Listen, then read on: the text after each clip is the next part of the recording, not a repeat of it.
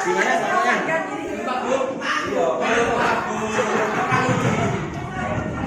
Pokoknya kan apa kali tidak?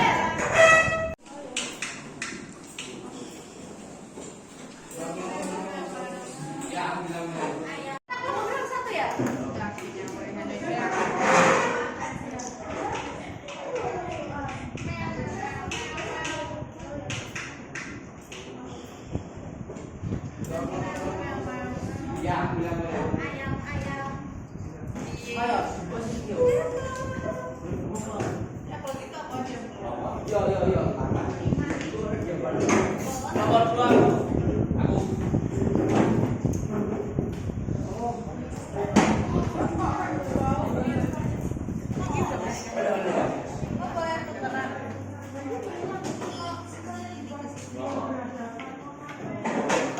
Ane pengen ya, Pak.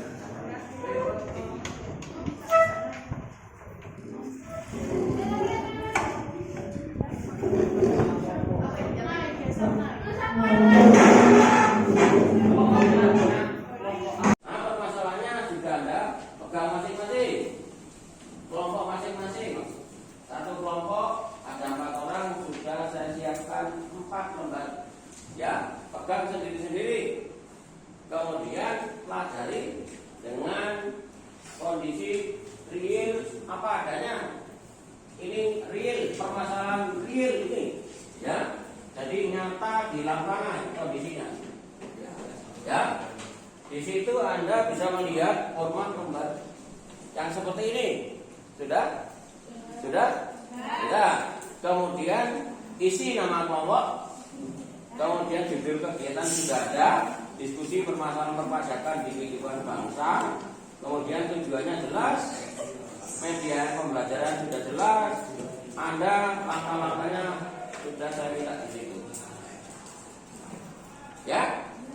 Saya beri waktu 25 menit mulai saat ini. Ya, 25 menit selesaikan sampai saat ini. Nanti yang selesai bisa angkat tangan. Kemudian yang pertama tampil. Ya, boleh kan? Rewet dari saya. Yang terbaik juga dapat rewet dari saya. Laksanakan mulai sekarang.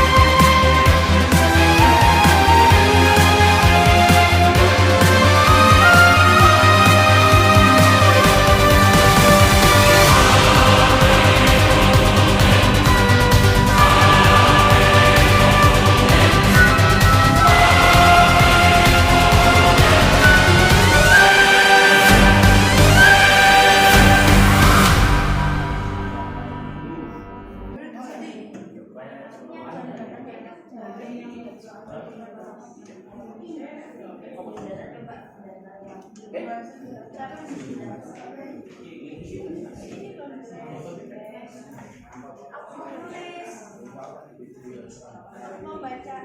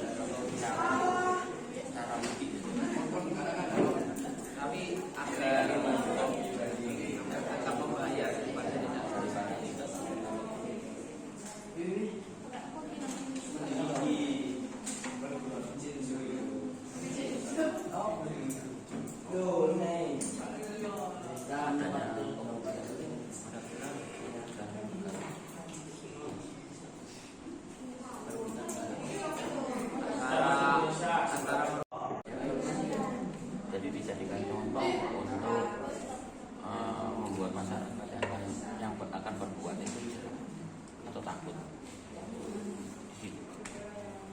Ayo.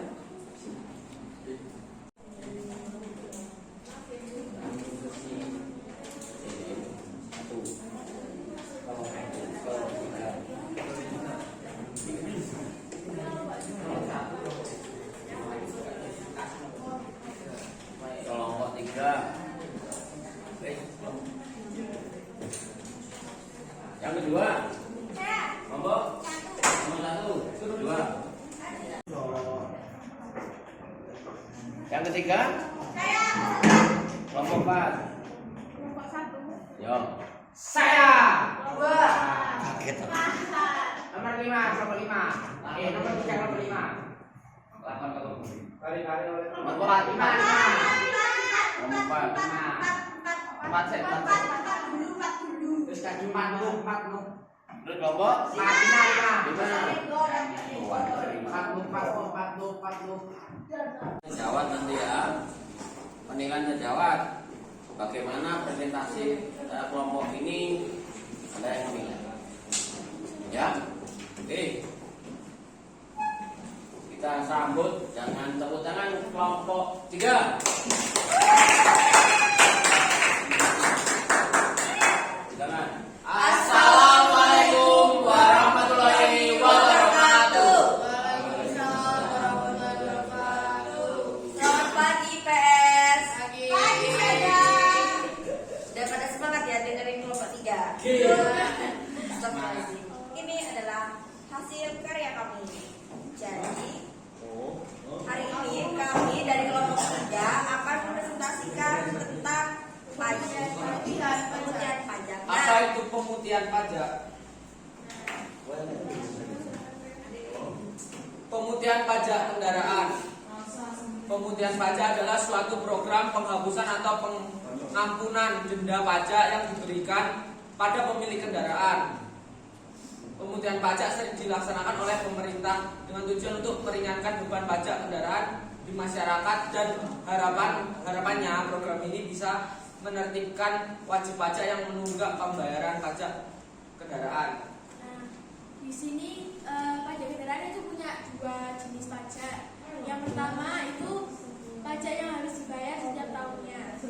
Yang kedua pajak yang dibayar setiap 5 tahun sekali. Nah, pajak 5 tahun sekali ini bisa diurus waktu mengurus STNK dan bagian lahan kendaraan. Sementara itu besarnya nilai pajak kendaraan yang harus dibayar bervariasi tergantung pada jenis, tahun, serta kepemilikan keberapa, sehingga ketika kita melihat serangan dan nomor kendaraan milik orang lain, besaran pajaknya akan berbeda dengan milik kita. Nah, benar banget. Untuk pemutihan terjadi karena pemilik kendaraan akan dikenakan sanksi atau denda jika tidak membayarkan pajak sesuai batas waktu yang ditentukan, dan pemilik kendaraan hanya perlu melunasi pokok pajak kendaraan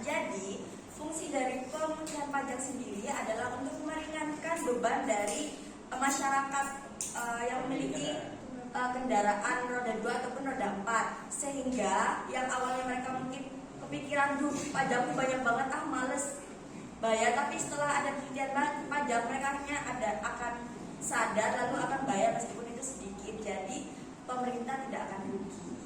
Seperti itu. Sampai di sini apakah dari teman-teman ada pertanyaan? Digo, silahkan berdiri.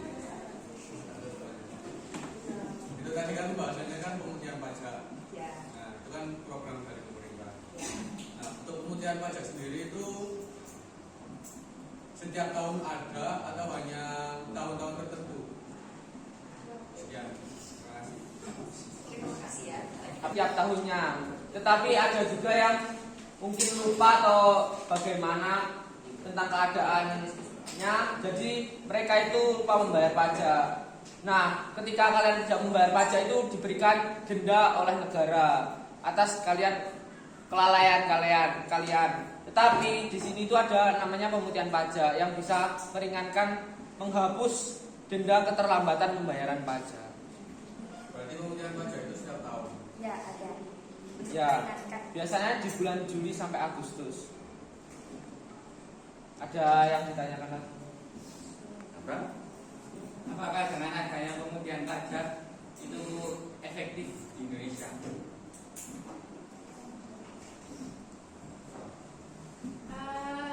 Kalau dari saya sendiri efektif, karena apa? Pemutihan pajak ini menghapuskan denda, bukan penghapusan pajak. Jadi masyarakat juga itu nggak merasa terbebani, kayak apa ya? Kayak Terbantu. ya dan pikirannya itu kayak Diringankan. Padahal mereka juga tetap membayar pokok membayar pajak. Sudah terjawab? Jadi masyarakat itu yang memiliki denda keterlambatan pajak itu hanya membayar pokoknya saja, bukan dendanya untuk pemutihan pajak. Jadi pemerintah mendapatkan pokok pajak, dan yang membayar pajak itu meringankan mereka karena tidak membayar denda. Sama-sama yang diuntungkan. Meskipun dari negara itu tidak mendapatkan denda pajak, tetapi pokok pajaknya tetap dapat.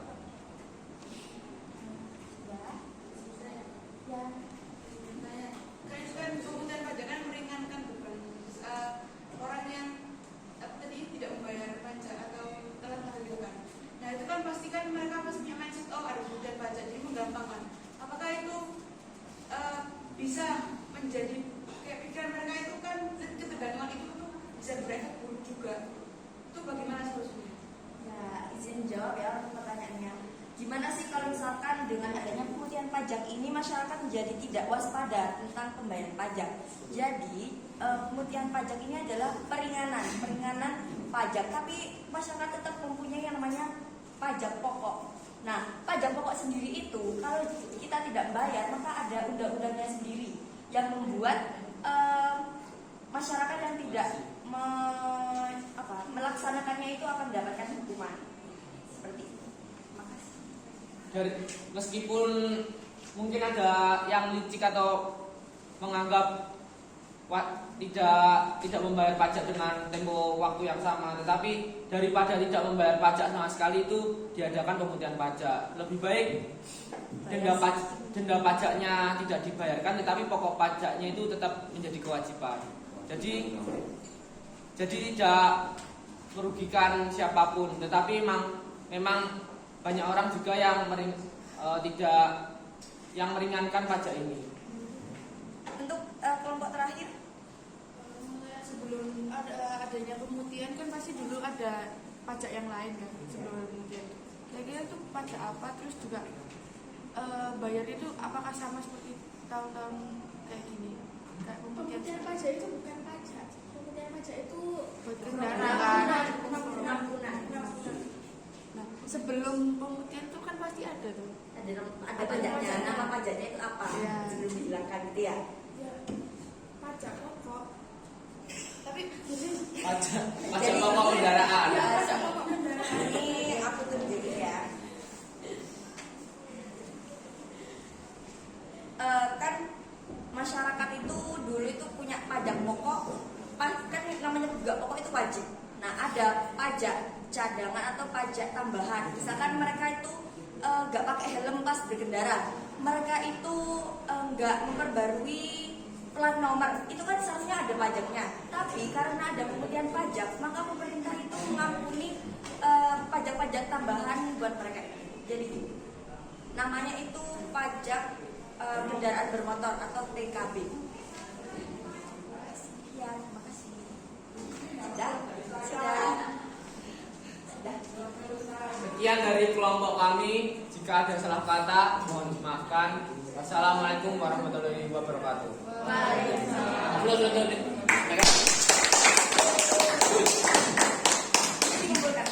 Silakan di sini nanti dikumpulkan.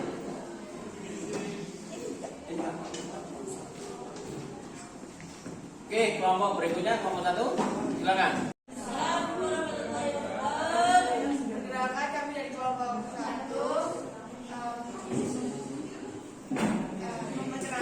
mencerahkan nama saya dari nama kita absen 4 absen 11.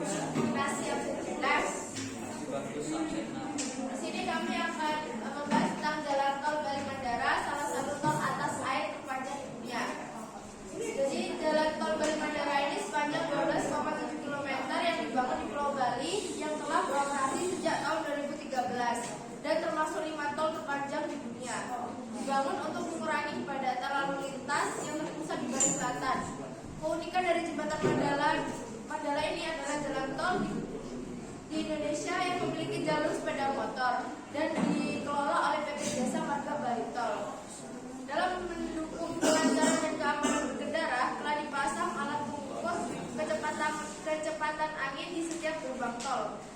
Di sekitar lokasi jalan tol ini telah ditanam 16.000 batang pohon mangrove sebagai bentuk kepedulian terhadap lingkungan hidup sekaligus mendukung program penghijauan. Nah, menurut kelompok kami kesimpulannya itu pembangunan jalan tol Bali Mandara masuk ke dalam fungsi pengatur atau regulasi karena sebagai alat untuk mengatur dan melaksanakan kebijakan pemerintah dalam bidang sosial dan ekonomi. Pengaruh positifnya adalah pajak juga bisa menguntungkan bagi masyarakat luas karena pembangunan jalan tol yang menghubungkan ke berbagai kota, yaitu Ngurah Rai, Benoa, dan Nusa Dua. Pengaruh negatifnya adalah masyarakat luas juga harus membayar biaya perawatan jalan.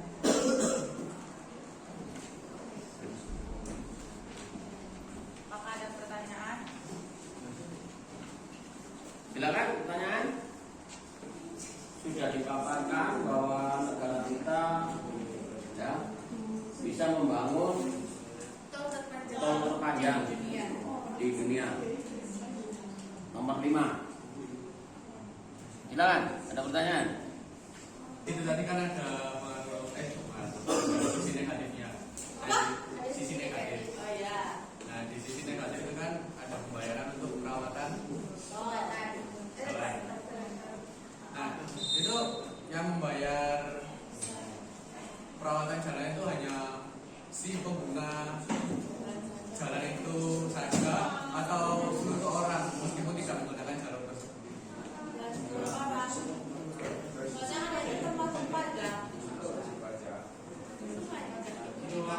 Karena jalan tol ini juga bisa dipakai sama sepeda motor, jadi semuanya bayar pajak.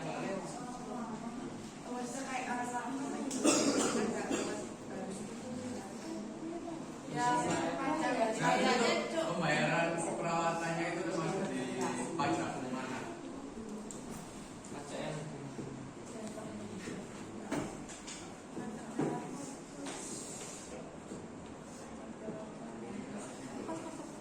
Kan pas masuk tolnya itu kan bayar. Nah, yaitu Makanya pajak semua. ya semua yang lewat di situ. Enggak kan dia tanya kalau yang enggak lewat. Ya itu. Paham nggak sih? Paham nggak? Berarti yang bayar Bedakan mana yang pengguna, mana yang tidak menggunakan tapi tetap bayar. Maka yang menggunakan adalah pembayaran, disebut pembayaran bukan pajak, pembayaran retribusi. Ya itu. Ya, lo itu. Ya, jadi Anda bisa menemukan juga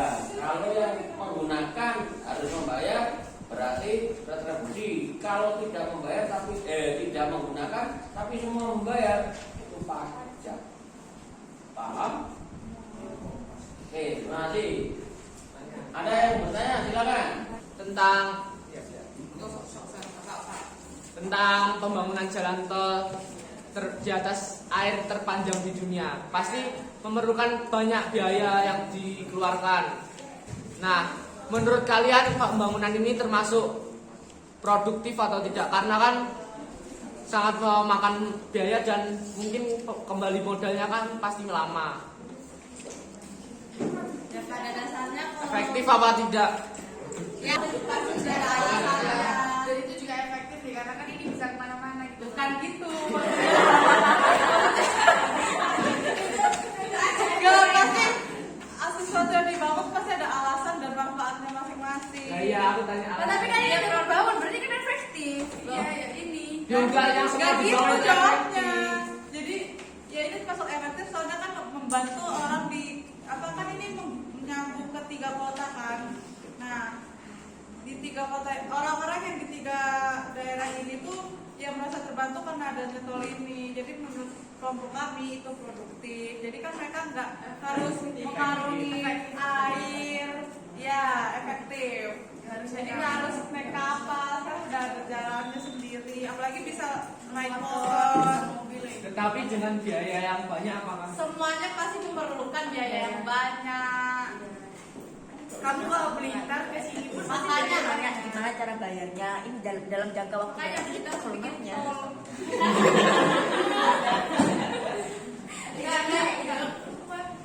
Nambahin ya, itu Satu kelompok satu kelompok satu. Minimal satu.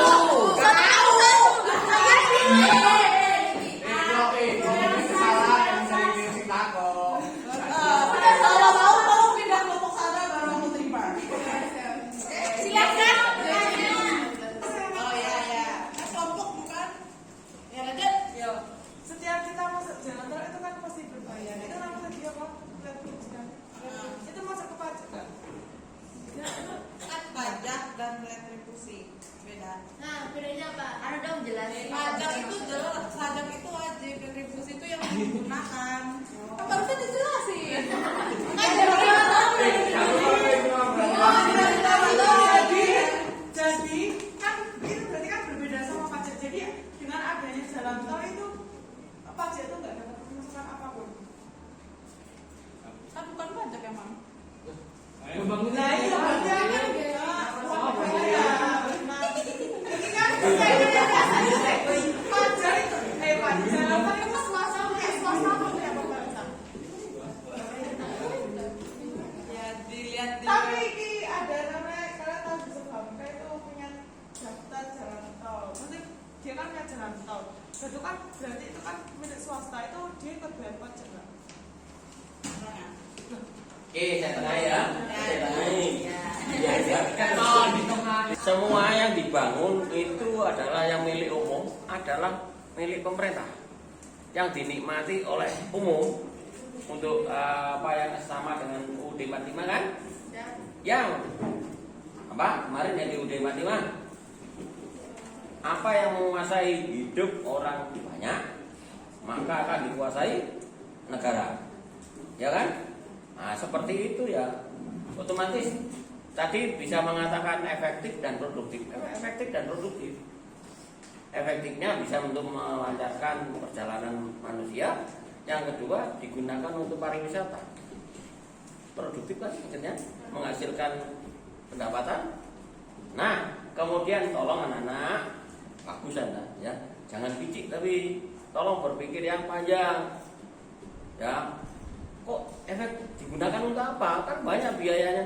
Ya mesti mengerjakan sesuatu untuk membuat pembangunan itu pasti ada biaya dan ada manfaatnya. Sudah dipikirkan oleh panjang. Coba sekarang kita bangun ibu kota di tengah Kalimantan situ, ya betul.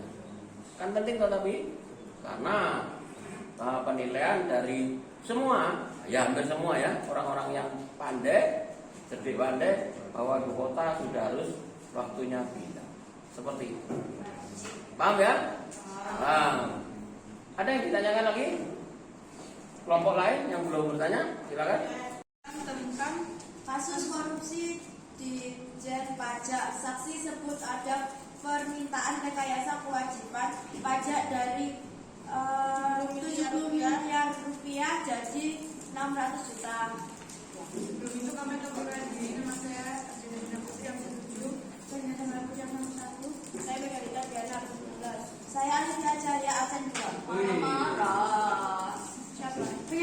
Penyajian data di sini dalam perkara Wawan dan Alfred diduga menerima suap senilai $606.250 Singapura atau setara dengan 6,4 miliar. Diterima dari 3 pihak, yaitu PT Johnling Baratama, PT Bangpa Indonesia, PT Gunung Madu, Prantatiot. Menerima gratifikasi PT Sanggung Berantas Energi, PT Regulas Upgrade Utama, PT Walet Kembar Lestari, dan dakwa pasal 12B UU nomor 21 tahun 1999 tentang pemberantasan tindakan pidana korupsi sebagaimana diubah dalam UU nomor 20 tahun 2001 pasal 55 ayat 1 ke 1 KUHP, pasal 65 ayat 1 KUHP. Jadi pembahasan yang akan kami bahas adalah permintaan rekayasa kewajiban pajak oleh PT Walet Kembar Lestari pada tahun 2016 sebesar pajak dari 70 miliar rupiah jadi 600 juta rupiah. Ini sebagai kesimpulannya adalah jumlah kewajiban pajak PT Walet Kembar Lestari seharusnya 70 miliar, tapi karena adanya rekayasa menjadi 600 juta. Dan akhirnya Wawan dan Alfred ini mendapatkan dakwa pasal 12B UU 31 tahun 1999 atas pemberantasan tindak pidana korupsi. Apakah ada yang ditanyakan? Kelompok 3 itu ditanya. Kan tadi maksudnya aku kelompok 3. Nah, kan tadi itu katanya ada rekayasa pajak yang awalnya itu 60 miliar malah dia itu nomornya 70 miliar. Oh ya, 70 miliar jadi 600 juta. Nah, itu gimana sih caranya dia kok bisa menutupi dia itu kalau 70 miliar, terus gimana pemerintah kok bisa nemu dia itu kalau merekayasa pajak? Di sini tuh Direktur Utama PT Walet Kembar Lestari yang juga menerima suap itu mengakui sendiri telah memberikan uang 120 juta pada tim pemeriksa pajak DJP pasca pemeriksaan kewajiban pajak perusahaannya. Jadi di situ kan berarti dari orang yang bertugas dari pajak DJP itu juga menerima suap juga. Jadi di sini yang dari perusahaannya juga udah salah, mengakui dan menutupi. Terus orang yang bersangkutan yang melakukan pemeriksaan juga menerima suap. Jadi terjadinya Sayapnya dari pusat ada yang ngitung ulang terus baru ketemu itu salah. Ada yang apa? alasannya terjadinya penutupan. Ya kenapa dia mau? Ya, pengen mendapatkan. Ya iya, maksudnya kan harusnya ada alasan yang lain. Ya, mendengarkan. Kan dari sini bisa dilihat ya, pajak kewajibannya itu harusnya 70 miliar, tapi jadi 600 juta. Yang otomatis kalau di analogi aja, itu kan pasti udah nurun harga rupiahnya dari miliar ke juta. Nah, berarti kan dia langsung bisa bisa disimpulkan kalau selain korupsi menerima suap dan nggak keuntungan perusahaan yang pengen dia dapat. Jadinya terus Mungkin sebagai kesimpulannya ya, Dijen Pajak ini tidak mampu membayar seharga wajib pajak sebesar 70 miliar dan akhirnya dia meminta suap kepada pemerintah, suap sebesar itu meminta 120 juta untuk menutupi agar yang terjadi jumlahnya jadi 600 juta. Sehingga pajak apa yang 70 miliar? pajak wajib.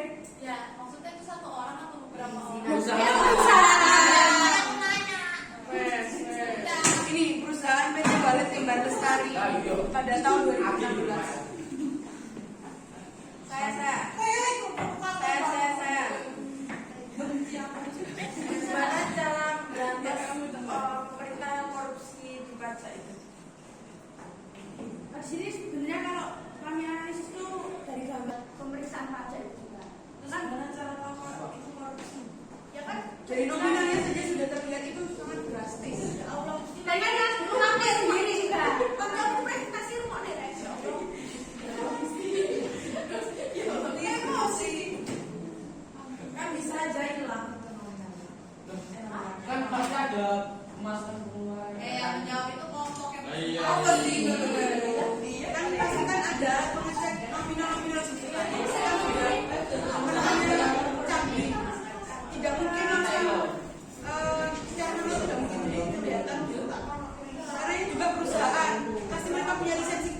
kita bayar pajaknya sekian itu pasti ada. Punya arsipel lah, Nah, arsipel uang itu dia yang kita kasih perusahaan itu ngerti.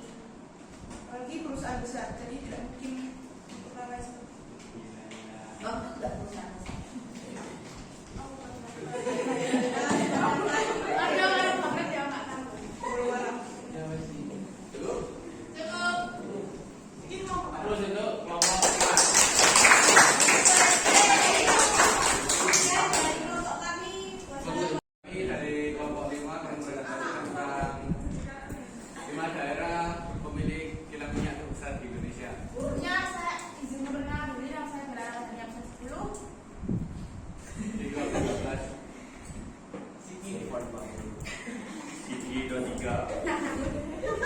Ya, jadi di sini Indonesia memiliki kaya sumber daya alam yaitu minyak yang melimpah. Salah satunya berada di daerah Jawa. Daerah Jawa merupakan daerah penghasil minyak terbesar. Nah, tapi di sini tuh kekurangan dari Indonesia itu tidak bisa mengolah minyak tersebut. Dari Indonesia itu hanya bisa memperjualkan minyak mentah saja. Dan itu mengapa Indonesia sampai sekarang itu masih kalah saing tentang perekonomian. 5 daerah. 5 daerah pemilik kilang minyak terbesar di Indonesia. Penyajian data 5 daerah pemilik kilang minyak terbesar di Indonesia: Cilacap dan Dumai. Lantas mengapa negara kita masih sulit?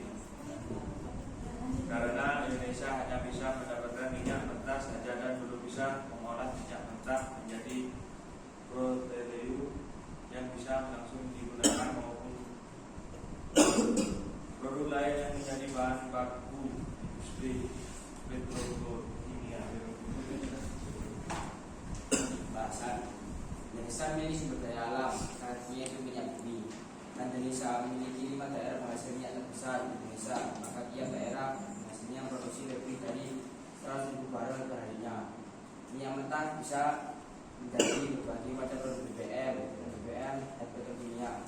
Oleh karena itu, mendapat status sebagai pembeli cadang minyak bumi terbesar buat Indonesia menempati urutan ke-24 sebagai negara penghasil minyak bumi terbesar di Indonesia di dunia dengan total 522.000 barel per hari. Kesimpulannya, keberadaan kilang minyak ini sangat penting bagi bisnis pertamina maupun kepentingan nasional. Dengan adanya kilang minyak yang memproduksi minyak mentah bisa diolah kembali menjadi berbagai macam produk yang digunakan masyarakat sehari-hari, seperti minyak tanah, bensin, solar, aftur, dan lain-lain. Sampai sini apakah ada yang bertanya tentang kilang minyak Indonesia? Kilang minyak itu Produk kayak salah, kilang minyak itu pabriknya rasanya kayak apa? Minyak. Itu dari bumi. Banyak rokok. Oh, pelajarannya sama ekonomi itu apa ya? Hah? Maksudnya tuh hubungannya Bang yang udah belajar di ekonomi itu apa? Ya, izin jawab. Hubungannya di sini tentang pelajaran ekonomi yaitu bahwa kita akan tahu kalau Indonesia itu memiliki sumber daya yang bisa membuat Indonesia itu menjadi negara maju dan kaya jika diolah dengan benar. Indonesia dapat mengolah minyak tersebut.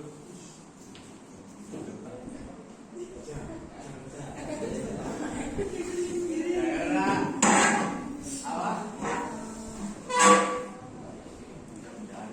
Karena Indonesia itu kurangnya pengetahuan tentang pengolahan minyak tersebut dan kurangnya fasilitas-fasilitas untuk memproduksi minyak. Ya, Jadi dan kurangnya SDM.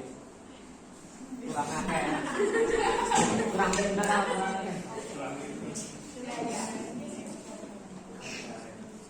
Sudah beliau jawab, lanjut. Bisa mengolah minyak tersebut, bukan kayak mengirim bahan-bahan ekspor mentah. Ya, sama. Sini yang jawab.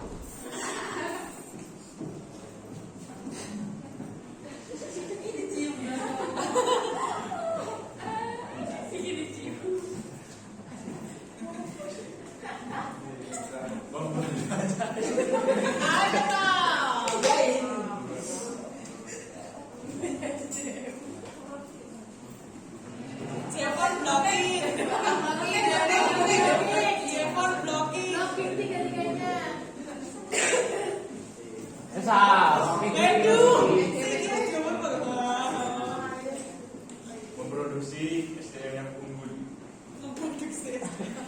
Udah gini aja. Kamu tadi mau pilih 3 orang jawaban kata. Menjelaskan pengetahuan tentang pengolahan minyak. Ya, terima kasih.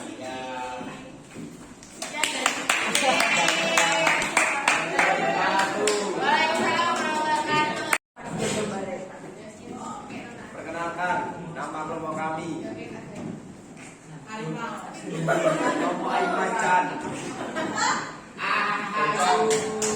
Ya, di sini saya ingin memperkenalkan diri. Nama saya Valeta, absen 9. Safran absen 25. Naila Marita absen 22. Angela absen 13. Langsung saja. Jadi di sini kami akan membicarakan topik tentang 4,31 juta wajib pajak sudah lapor SPT pajak 2020. Sisanya kemana? Coba ada lihat.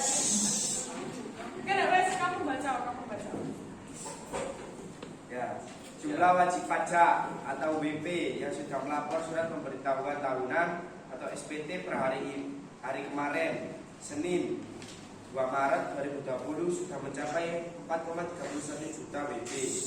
Direktur Penyuluhan, Pelayanan dan Hubungan Masyarakat Direktorat Jenderal Pajak atau DJP Hestu Yoga Saksama mengatakan jumlah WP yang telah melaporkan SPT meningkat 30% apabila dibandingkan dengan tanggal yang sama tahun 2019. Pada tanggal 2 Maret tahun lalu, jumlah WP yang telah melaporkan SPT mencapai 3,3 juta WP. Mudah-mudahan dengan upaya yang kita lakukan, jumlah WP yang melapor terus bertambah. Ujar Yoga, Senin 2 Maret 2020. Dengan adanya perombakan kantor pelayanan pajak atau KPP, Pratama yang kali ini bakal lebih banyak mengemban tugas untuk melaksanakan ekstensifikasi. Petugas pajak akan lebih gencar mendatangi WP yang selama ini tidak lapor SPT. Nanti kita lakukan pembinaan dan pengawasan pajak bagi yang tidak lapor melalui pengawasan yang berbasis kewilayahan ini, kata Yoga. Penyajian data dari 271,9 juta penduduk Indonesia pada tahun 2020 hanya 4,31 juta yang membayar pajak. Kemudian topik pembahasannya yaitu kemungkinan banyak masyarakat tidak membayar pajak dikarenakan tidak mau mengeluarkan uang untuk pajak karena masyarakat belum tahu manfaat atau pentingnya membayar pajak. Selain itu mereka lupa atau sengaja tidak membayar pajak. Beberapa masyarakat mungkin belum mengetahui bagaimana sistem bayar pajak atau masyarakat menganggap membayar pajak itu ribet. Kesimpulan, dengan adanya kemungkinan masyarakat tidak membayar pajak, pemerintah seharusnya lebih tegas memberi sanksi. Pemberian sanksi yang membuat masyarakat jera, contohnya denda kelipatan pajak, penjara, dan pemberian label di depan rumah untuk menimbulkan sanksi sosial. Solusi yang bisa mempermudah masyarakat untuk membayar pajak sehingga tidak ada alasan untuk tidak membayar pajak, yaitu memperluas sarana pembayaran pajak dan sosialisasi secara berkala guna memberi peringatan dan kesadaran masyarakat untuk membayar pajak. Silakan Menjelaskan, apakah ada pertanyaan? Kan itu kan sudah diketahui kan kalau yang membayar pajak itu hanya sekian juta orang dari puluhan juta orang. Ratusan. Ya. Nah, di situ kan sudah diketahui bahwa yang belum membayar pajak itu sekian. Nah, itu kenapa nggak diperingatkan dan dikejar untuk membayar pajak tersebut? ya sebenarnya tuh enggak diberi sanksi itu pasti. Cuman masyarakat efek dari peringatan-peringatan itu berhasil atau tidaknya itu kembali dari masyarakat lagi. Karena yang memegang pajak, yang memegang uangnya itu kan juga masyarakat yang tidak membayar itu.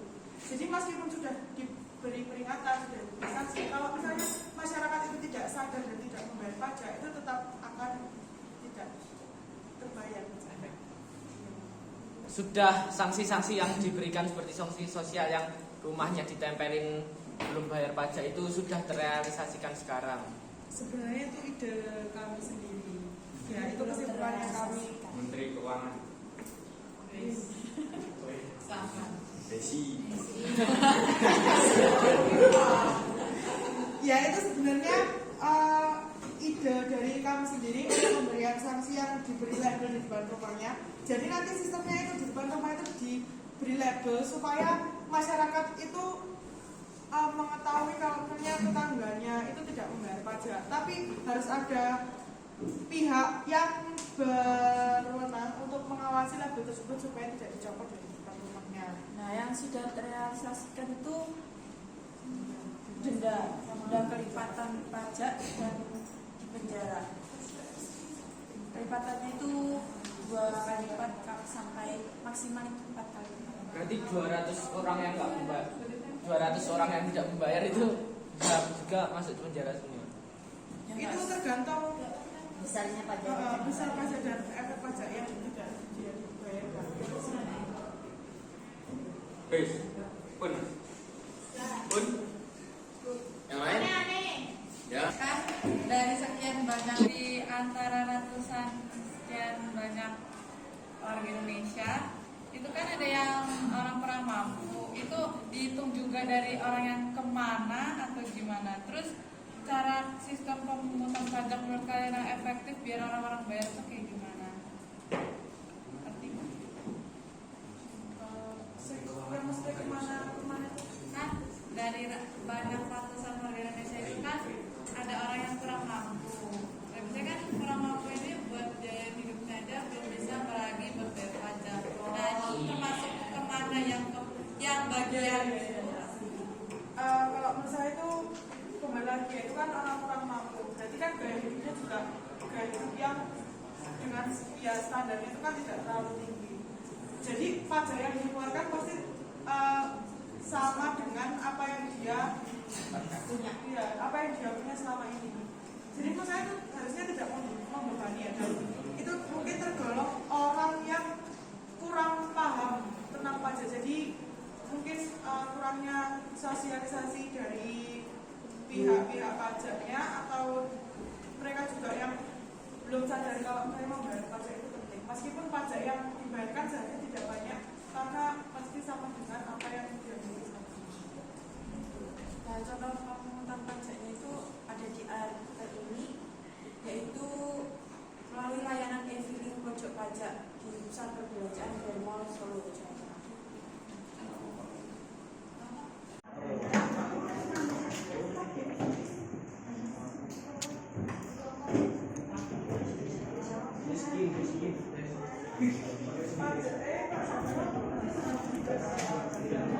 Semuanya adalah tentang pajak ya, berkaitan dengan pendapatan negara APBN yang salah satunya pemasukan terbesar adalah dari pajak ya. Itu ada yang bisa menyimpulkan lagi? Ada yang bisa menyimpulkan? Silakan, Pak. Semuanya, Pak. Ya, dari yang kita bahas ya silakan berdiri. Pak, ada materi anak IPA 19 diperlukan untuk presentasi dari teman-teman. Pertama, mulai dari kelompok 3. Kelompok 3 itu berisikan tentang pemutihan pajak, yaitu pengampunan pajak dari pemerintah untuk meringankan beban masyarakat. Yang kedua itu